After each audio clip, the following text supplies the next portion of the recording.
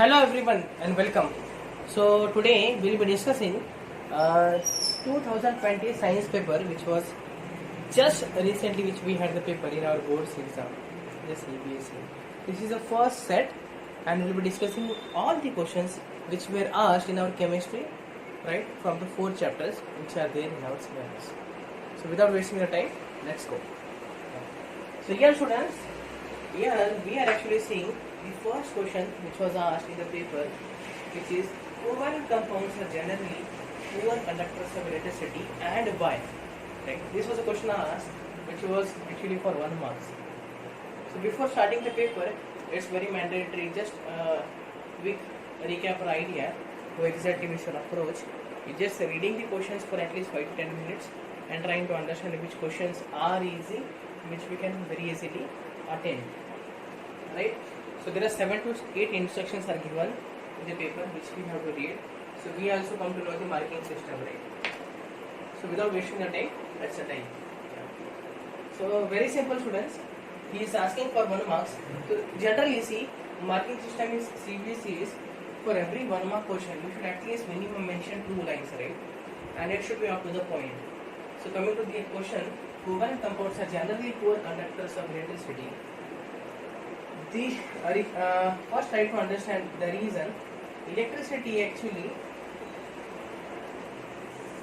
this is just an idea I am giving you, concept here. Idea or concept. Electricity, the flow of electrons or ions in solution conducts electricity or constitutes electricity. So flow of electrons generally in metals, right? Metals are free electrons in solid state, and flow of ions in solution or aqueous medium constitutes electricity. Okay. So what about covalent compounds? Now covalent compounds, again this is another idea concept. Answer will just mention later. Compounds that share valence electrons are called covalent compounds. So where atoms are actually sharing electrons, right? It is not transfer of electrons. So transfer means gain or loss of electrons. That generally takes place in ionic compounds, right? So now, because try to understand, these fellows are not having transfer of electrons, they do not contain ion. Now comes the answer. As covalent compounds do not contain, do not dissociate into corresponding ions in aqueous medium,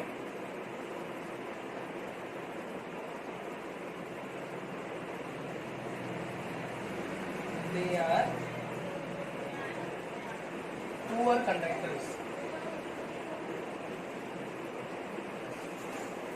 They are poor conductors of electricity. That's the answer for your first question, right? Just mention the answer in 2 lines. That's it. To the point. But before that, this is the idea or concept how to solve this question. Hope you got it right. Why is asking generally the word? Again, the concept is, yes, there are some exceptions like graphite which can conduct electricity beautifully.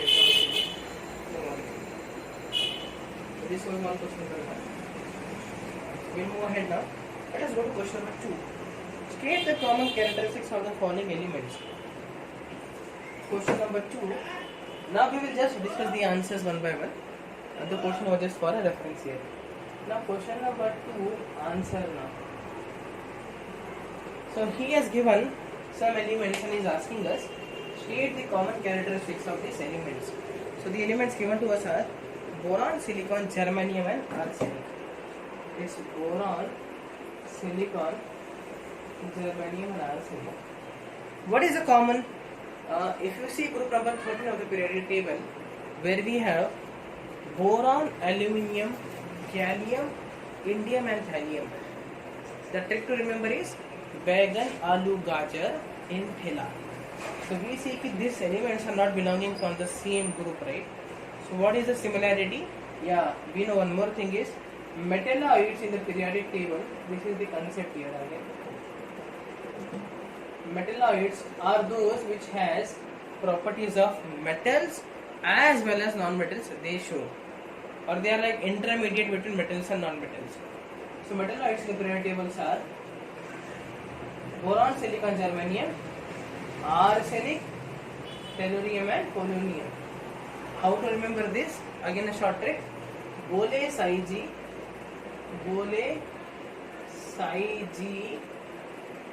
ऐसे ही टेपो means लिखना और छापना भी से. So there is a teacher whose name is Mr. Sai. He's telling बोले साई जी और साई या बोले साई जी ऐसे ही टेपो. So in this we remember कि boron, silicon, germanium, arsenic, tellurium and polonium are metalloids. And even in the question given are these elements only, right? So the answer is very simple. All are metalloids. I just mentioned the property metalloids, which shows properties of both metals as well as non-metals.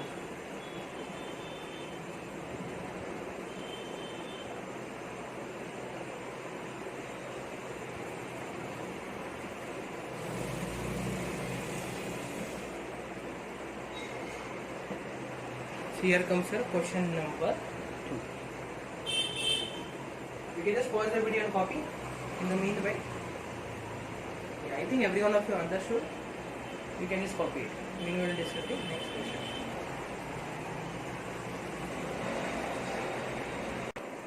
Now we'll move to the question number 10 from the paper, which is again the chemistry part only. Yeah, the question reads as: strong heating of ferrous sulfate leads to the formation of a brown solid and two gases. The reaction can be categorized as. So let us first try to understand the equation. So he is given us ferrous sulfate, right? So there are two oxidation state of iron, +2 and +3. If iron is in +2, we say ferrous. If iron is in +3, we say ferric. Okay, so ferrous sulfate, the formula is FeSO4, which is a solid. Now in showing on heating, you get, right, in the question he has mentioned, on heating, a brown solid and two gases are formed. So if you remember, ferric oxide, right, ferric oxide now, ferric means +3, Fe2O3, ferric oxide actually is a brown solid, as well as you get sulfur dioxide gas and sulfur trioxide gas and strong heating. Now this was a reaction which is given to us. To balance it, right, just very simple, already the tricks are being given to you. Just trial error, right? There are two ferrous atom here, iron atom on the right hand side. The way to let us see if it is balanced or not. There are two sulfur atoms, are here. Oxygen 3 plus 3 6 plus 2 8, they are 8.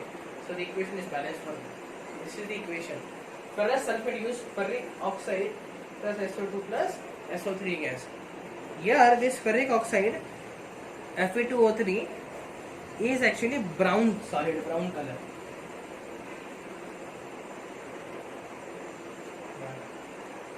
Now he is asking us which this following reaction can be categorized as. So I think most of you can understand this is decomposition, right? Decomposition is one molecule decomposes into or converts into more than two or more, right? Minimum two or more. That is called as decomposition. Like A gives B plus C or more also. So decomposition is there. Also one more thing to understand is iron from +2 oxidation state is going to +3 oxidation state, correct? Whereas sulfur, if you calculate the oxidation state from this, I think it's very easy to calculate, taking iron as +2 and oxygen as -2 into 4 is -8, you get +6 here. Or you use the formula of considering this as x and you can solve it like +2 plus x plus 4 into minus 2, molecule is neutral to 0. So you get the oxidation state of sulfur as plus 6 here. On the right hand side, when you go, SO2 has oxidation state as plus 4. So here we can understand, here there is oxidation going on, and here we can see there this is reduction happening. Yeah. So in one reaction there is oxidation reduction simultaneously occurring. Those reactions are known as redox reaction. Therefore, the answer for this question should be decomposition and redox. So the answer is B here. Question number 10.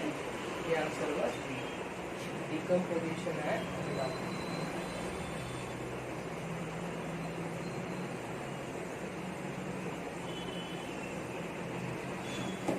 Hope you understood. If there are any doubts or any confusion, we will be very happy. Please mention those doubts in the chat box below. We will be very happy to answer that. So you can pause the video and copy this. Now going to the next question. Question number 11. Question number 10 I think most of us know what. Yeah. Now we go to question number 11. Yeah, in question number 10, ferrous sulfate is actually white in color, right? Anhydrous ferrous sulfate. PeSO4.7H2O is light green in color, and on removing the water of crystallization you get white ferrous sulfate. And that when you heat you got brown color ferric oxide. That was the concept of question number 10. Now proceeding to question number 11 now. If 10 ml of H2SO4 is mixed with 10 ml of MgOH2 of the same concentration, the resulting solution will be which color with universal indicator. Now see, this is H2SO4, all of us know, this sulfuric acid, right? Plus magnesium hydroxide is a base. Now you generally mix these two together in aqueous medium, right? They may be diluted, so you are mixing them. So what do you get? You get magnesium sulfate. So its acid and base will give you salt and water, right? It's a neutralization reaction.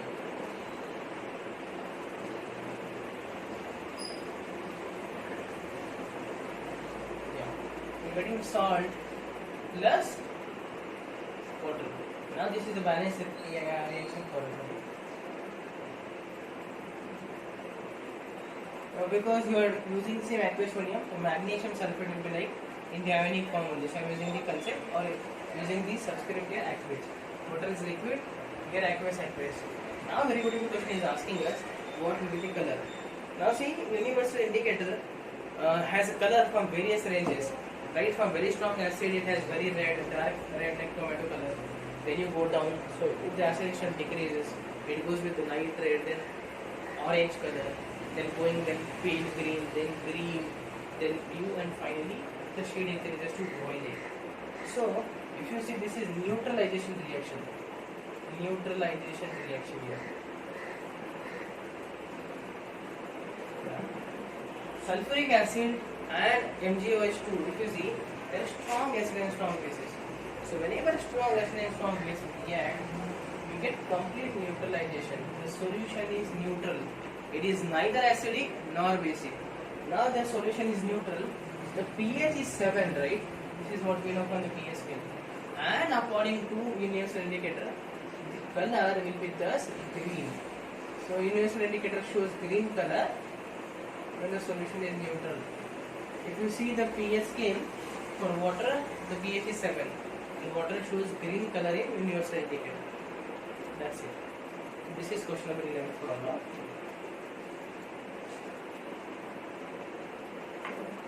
Next, going to question number 12 now.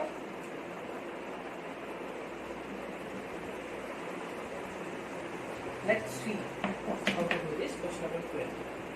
A very interesting question, and yeah, again, very simple logic you have to use, but yeah, it's a good question. An element X with atomic number 12. Element X with atomic number 12. It's better if you know the element. So element X with atomic number 12 means it's magnesium, right? If you don't know, just divide these electrons.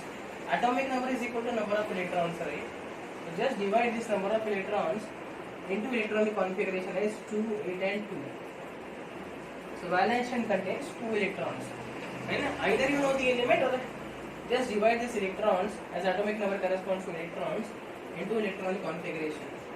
Now it's saying forms a compound with element Y with atomic number 17. So Y is an element with atomic number 17. Yeah, this is very easy. Most of us know it is fluorine. Even if you don't know, again same logic, divide it into or use electronic configuration to calculate valence electron. So you can see it has 7 electrons in the valence shell. So valency of Y now is 1 because it requires only 1 electron to complete octet, whereas valency of X is 2 because it requires or it donates 2 electrons to attain that octet state or 8 electrons in the valence shell. So now the compound form will be very simple, just using cross multiplication method you get X Y to as the formula.